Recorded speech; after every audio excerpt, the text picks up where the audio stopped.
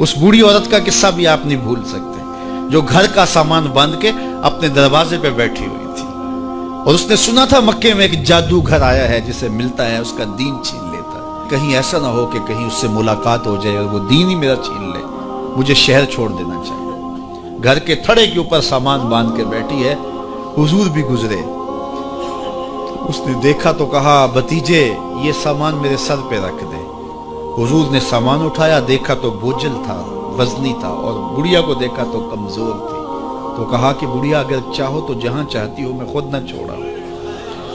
اس نے کہا اس سے بڑی مہربانی کیا ہوگی؟ حضور نے سامان اٹھایا ہوا ہے اور بڑھیا سے باتیں بھی کرتی جا رہی ہے۔ تو بڑھیا کو کہا کیوں جا رہی ہے؟ اس نے کہا کہ سنا ہے یہاں ایک جادوگر ہے جو لوگوں کا دھرم لوٹ لیتا ہے، لوگوں کا دین لوٹ لیتا ہے۔ میں نے ساری زندگی بتوں سے وفا کی، میرے آباء و اجداد نے بتوں سے وفا کی ہے، میں چاہتی ہوں دین اجداد ہاتھ سے چھوٹ نہ جائے، آخر اس شہر میں رہتی ہوں کہیں مل نہ جائے۔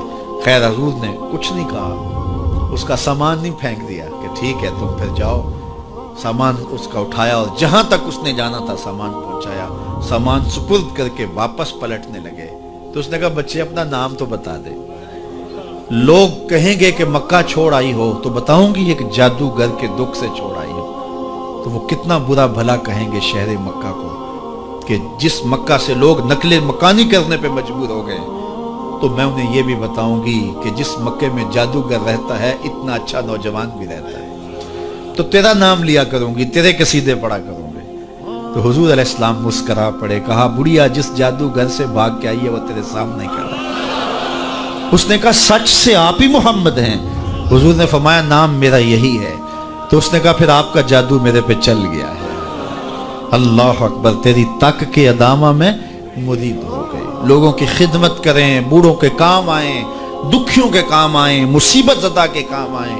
حضور یتیم ہو کے یتیم پرور تھے، لاچاروں کی مدد کرتے، لوگوں کے گھروں میں پانی بھر کے دے دیتے، اور دکھیوں کے کام آ جاتے اور مصیبت زدوں کے کام آ جاتے۔